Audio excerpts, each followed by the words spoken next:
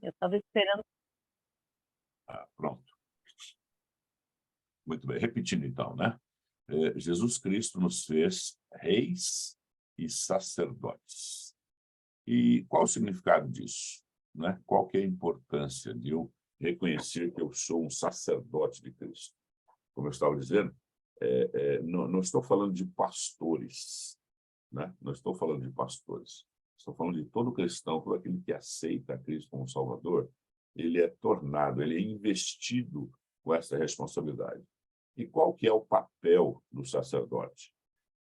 Aqui em Hebreus, capítulo 5, se você quiser acompanhar ali na sua Bíblia, Hebreus, capítulo 5, está escrito assim: porque todo sumo sacerdote, tomado dentre os homens, é constituído a favor dos homens, nas coisas concernentes a Deus, para que ofereça dons e sacrifícios pelos pecados. Então, o sumo sacerdote é constituído, claro, né? Jesus Cristo é o sumo sacerdote. Todo sumo sacerdote é constituído a favor dos homens, né? E eu busquei alguns textos também de Ellen White, que diz assim, ela repete, né, Hebreus capítulo 5, e diz: porque todo sumo sacerdote, sendo tomado dentre os homens, é constituído nas coisas concernentes a Deus, né? Ou seja, o sacerdote ele é dedicado às coisas sagradas, às coisas de Deus, ao serviço de Deus. E esse serviço tem a ver com a intercessão, ou a mediação entre Deus e os homens. Eu repito, né? O único mediador é Jesus Cristo. Mas em 2 Pedro, né? Deixa eu só buscar aqui. Em 2 Pedro, nós somos tornados, né, sacerdócio real. Sacerdócio real.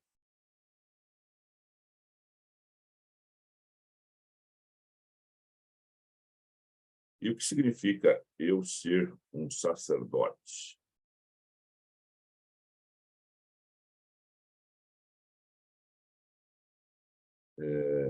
Pedro, aqui falando a respeito, né, da nação de Israel, né, ele diz assim, só um minutinho, deixa eu focalizar aqui.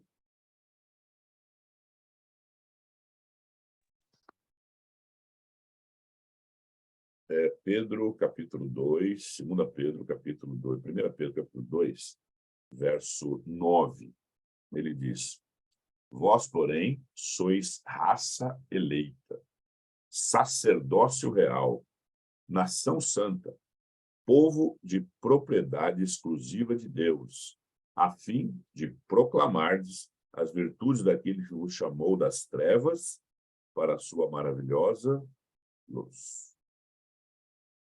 Ele diz: vós sim, que antes não erais povo, mas agora sois povos de Deus, que não tinhas alcançado misericórdia, mas agora alcançastes misericórdia.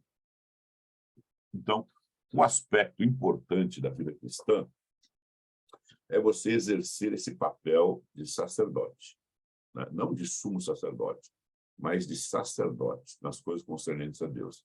E tanto o sacerdócio, o sumo sacerdote, como os sacerdotes, eles ministravam no templo a favor da nação e a favor do povo de forma em geral. Então, ao interceder, nós estamos exercendo esse papel.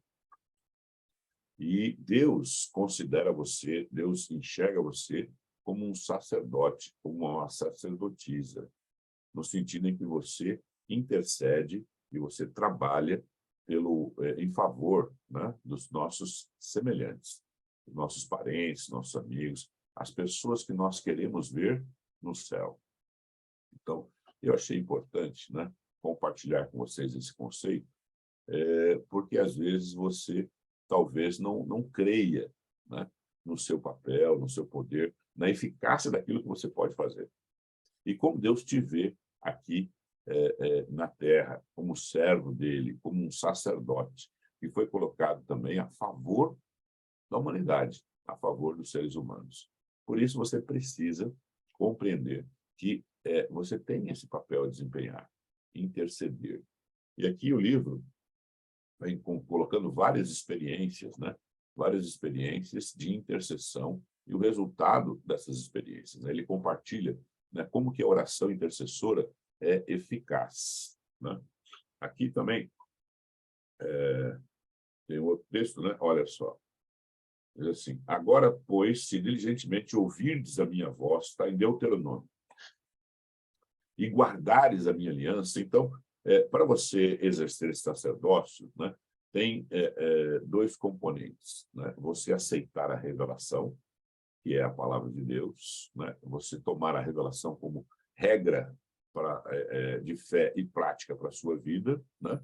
E guardar a aliança, né? A aliança feita com Adão, né? Onde Deus prometeu um libertador, o Messias, né? Um ungido, que foi Cristo. Aceitando a Cristo como Salvador e aceitando, né, os méritos do sacrifício de Cristo, você entra nessa aliança com Deus. Aí ele diz, então, aceitando essa aliança, aceitando esse compromisso com Deus, sereis minha propriedade peculiar dentre todos os povos, porque toda a terra é minha. Vós me sereis reino de sacerdotes e nação santa. E em Apocalipse, né, tem mais um texto que diz: João, às 7 igrejas que se encontram na Ásia, graça e paz a vós outros, da parte daquele que é, que era e que há de vir, da parte dos 7 espíritos que se acham diante do seu trono e da parte de nosso Senhor Jesus Cristo, ou seja, da parte da Trindade, né? Dos 3, Pai, Filho e Espírito Santo. A fiel testemunha, o primogênito dos mortos, o soberano dos reis da terra. Aquele que nos ama e pelo seu sangue nos libertou de nossos pecados e nos constituiu reino e sacerdotes para Deus e Pai, e a ele glória e domínio pelos séculos dos séculos. Então, em vários pontos da Bíblia, né, nós somos declarados, feitos por Deus, reino e sacerdócio. Né? Então, você é investido de autoridade nos céus. Né? Você tem uma credencial de Deus para interceder, para ser um sacerdote a favor, principalmente das pessoas que você ama. Né? Então, não é assim, uma coisa limitada, né, humana. Às vezes a gente olha para nós mesmos e a gente acha que nós somos fracos, pecadores, e isso é verdade. Né? Mas nós também fomos constituídos reino e sacerdócio para Deus. E por essa razão, nós temos essa autoridade espiritual para apresentar diante do trono da graça o nome, né, de pessoas que nós queremos ver no céu. Então, eu inicio então essa reflexão com esse conceito, com essa ideia, que não é minha, é bíblica, né? Como nós lemos aqui vários textos que mostram que você é sacerdote e sacerdotisa de Deus. Então, aqui o autor, ele começa a compartilhar a experiência pessoal dele, né? Ele diz assim: durante os últimos anos, tenho orado diariamente pelo derramamento do Espírito Santo em minha vida. Meu pedido é que Jesus possa viver em mim cada dia mais. Meu caminhar com Deus durante esse tempo tem sido incrível. Os frutos do Espírito, né, registrados em Gálatas, capítulo 5, já começam a tornar-se visíveis em minha vida. Eu acho que esse aspecto é um dos pontos-chave para você assim, detectar, avaliar o seu crescimento espiritual. Né? Eu diria assim, o conhecimento bíblico ele é importante, conhecimento da palavra, conhecimento da doutrina, conhecimento das profecias, mas estas coisas, elas são ferramentas para levar você a uma experiência com Deus, né? A Bíblia é um guia, né? É uma bússola, como costuma se dizer. E Paulo diz assim, a lei serviu de tutor, né? De aio ou de guia para nos conduzir a Cristo. Esse é o papel da Bíblia. O papel da Bíblia é revelar a Cristo para você conheça Cristo na beleza da sua santidade. E a partir desse conhecimento, você estabelece com Cristo um relacionamento de amor, de confiança na sua vida, né? Então, quando você, né, começa a perceber essa transformação, e esse feedback vem das pessoas com quem você convive, né? Você não acorda de manhã e diz assim, hoje eu acordei mais santo, mais bonzinho, eu acordei mais educado. Não funciona assim, né? Mas, à medida que o seu relacionamento evolui e que a sua experiência vai crescendo nessa direção, então aparece a evidência de que você está sendo transformado. E ele compartilha conosco aqui, o autor, dizendo assim, olha, eu comecei a perceber que a minha vida começou a ser transformada e começou, então, a frutificar ou aparecer os frutos da presença do Espírito Santo em minha vida. E, como eu volto a dizer, esse é o ponto-chave para eu saber se eu estou crescendo espiritualmente, né? Eu me tornei uma pessoa mais paciente, eu me tornei uma pessoa mais mansa, mais humilde, né? Eu me tornei uma pessoa mais alegre, né? Porque essa experiência com Deus traz paz ao coração, e essa paz e essa estabilidade nos dá a possibilidade da alegria de viver, a satisfação. Isso desperta em nosso coração o amor pelo nosso próximo, pelo nosso semelhante, né? Satanás se esforça em manter as pessoas do contexto social que nós vivemos hoje num frenesi de compromissos, de uma agenda lotada, de pressões de todo tipo, para que você não tenha tempo, né, para desenvolver esse relacionamento com Deus. Para que você tenha uma agenda tão lotada, né, que você tenha tantos compromissos, e as 24 horas do dia não são suficientes para você realizar as suas tarefas. E quando nós não conseguimos realizar as nossas tarefas, isso é frustrante. Quando você não consegue fazer tudo que você tem que fazer, isso é muito frustrante. E isto começa a trazer o estresse, o pesar. E esse pesar e esse estresse impede você de fruir a paz, né, que advém da hora tranquila, né, que você passa com Deus. Então, ele compartilha conosco, olha, eu já estou começando a ver esses frutos aparecerem em minha vida. E ele diz assim, enquanto isto acontecia, esses processos, essa consagração, esses 40 dias, uma atmosfera completamente nova tomou conta das igrejas que ele pastoreava, né? Alguns membros das igrejas que estavam afastados, né, se tornaram ativos e começaram a se interessar em servir o próximo. Esse é um outro aspecto da vida cristã que demonstra a ação do Espírito Santo. É quando desperta no seu coração o desejo de servir. Servir, meus irmãos, é a marca registrada de Cristo. E ele, em uma ocasião, disse, né, eu não vim para ser servido. Eu não vim para ser servido, eu vim para servir. E eu percebo que hoje, em nossas igrejas, né, tem se instaurado uma atitude, um comportamento que é um reflexo da sociedade.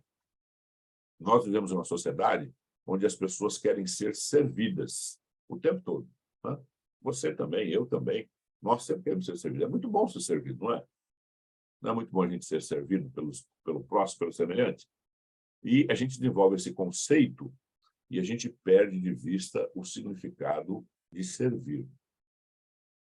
Por isso, um dos aspectos importantes do nosso crescimento espiritual é essa disposição de você servir o próximo, de você atender as necessidades do próximo, né? E esse conceito ele começou a ver, né, em suas igrejas. E isso é uma evidência. Esta é uma evidência de que o Espírito Santo está atuando, né? Ele fala também a respeito do desejo dele de entregar o controle da vida dele ao Espírito Santo, né? Tudo isso, meus irmãos, é consequência dessa busca, daquilo que nós estamos fazendo, daquilo que nós estamos realizando, que é crer e buscar o poder e a presença do Espírito Santo para que essas graças cristãs, essas virtudes cristãs, se tornem uma realidade também em nossa vida. Não pode ser apenas um programa, né? Um programa que eu estou participando, que é muito legal, que tem coisas boas, a gente ora, a gente canta, a gente dialoga, mas tem que haver um reflexo na minha vida pessoal, na minha experiência pessoal. E isso não pode ser forçado, né? Eu não posso querer produzir isto da minha própria força. Eu quero ser um cristão assim. Esse desejo, ele é saudável, mas é o Espírito Santo que tem que operar essa transformação para que ela realmente se torne, né, verdadeira. Aqui ele diz assim, durante esse processo, né, dessa consagração, eu tive uma conversa muito profunda e espiritual com um amigo dele, né? Ele me disse que a sua vida estava tomando um rumo completamente diferente nas últimas semanas e ele havia sentido uma grande necessidade de orar e também de refletir sobre a palavra de Deus e podia deixar para trás as coisas que estavam ocupando esse espaço na sua mente e na sua agenda. E aí, então, o autor compartilha que ele tomou a coragem e revelou para esse amigo que ele era objeto das suas orações, que ele estava orando por ele e que ele fazia parte de um grupo de oração, e essas pessoas estavam orando também por ele. E para surpresa dele, o amigo voltou-se para ele e disse assim, então você é que é o responsável por tudo isso, né? Ou seja, tanto o pastor, né, Helmut, quanto esse amigo dele, perceberam os efeitos da oração intercessória. Então, isso diz que nós temos que compartilhar com esses nossos amigos pelos quais nós estamos orando, esse fato de que existe um grupo que se reúne todas as manhãs, às 6 da manhã, e que nós oramos, né, por essas pessoas. E elas vão sentir os efeitos dessa oração. Eu já experimentei isso também. Uma ocasião, quando eu estava iniciando o meu ministério, teve uma irmã que eu até me surpreendi, né, porque eu estava começando como pastor, era um pastor novo, né, no ministério, e uma irmã me pediu oração porque ela estava com problemas no trabalho, uma pessoa que estava ali perseguindo ela, que estava, né, criando dificuldades, né, porque havia uma promoção em questão. E isso estava muito angustiante para o coração dela, né? Ela não conseguia mais ter um coração em paz ali naquele ambiente de trabalho. E ela, então, compartilhou comigo e pediu que eu orasse. E eu comecei a orar. Nas madrugadas, né? No meu devocional, eu comecei a orar especificamente para aquela irmã. E, olha, foi uma surpresa. Não, uma surpresa, assim. Não é que a gente não crê na ação de Deus e não crê na oração, mas a gente não crê na nossa possibilidade, né, de alcançar essas graças. A gente olha sempre pelo nosso lado fraco, né? Eu sou pecador, e eu não faço a vontade de Deus, eu sou rebelde. A gente sempre olha porque é uma tendência, né, do ser humano olhar para esse lado ruim. E ela veio me agradecer, feliz da vida, né, que a situação tinha mudado, né? A situação tinha mudado e o ambiente agora era o que era antes, né? Ela ia para o trabalho não mais com aquela apreensão, com aquele peso no coração, naquela disputa, naquele clima ruim, né? Então eu me senti muito feliz de saber que Deus nos usa. Deus usa você, né? Deus não usa só os pastores, né? Como eu citei no início, você é um sacerdote, você é uma sacerdotisa de Deus. Você foi colocado aqui a favor das pessoas, principalmente das pessoas que você ama e você quer ver no céu. E aí você poderá ler no livro ali que existem várias experiências que ele compartilha a respeito desse trabalho, né?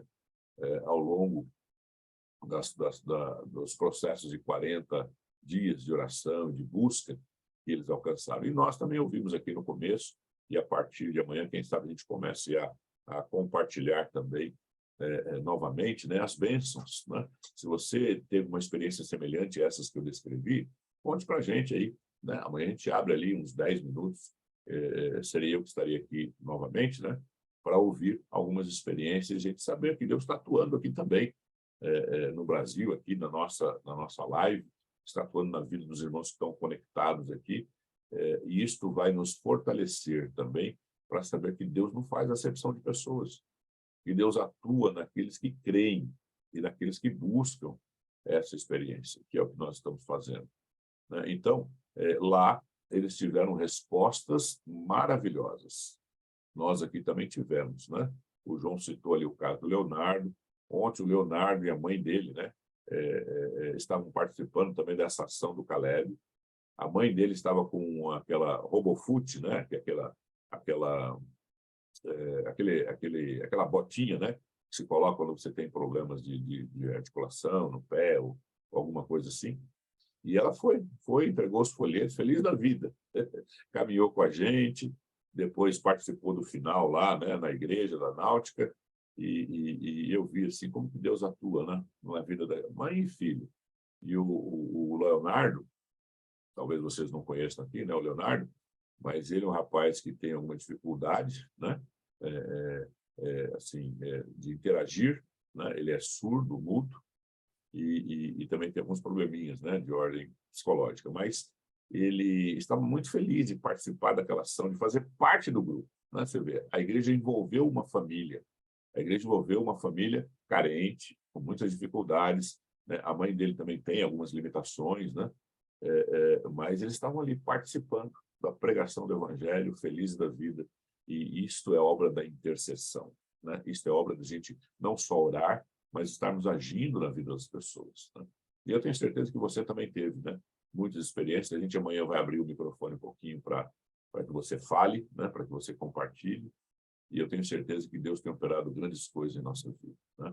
Então, nós também temos respostas maravilhosas pela intercessão que temos feito, e ainda teremos maiores, né? Ainda teremos respostas muito maiores. Que Deus nos abençoe, para que nós não cessemos, né? Não cessemos de buscar a unção do Espírito Santo e também de interceder pelas pessoas que nós amamos. Que Deus nos abençoe. Amém.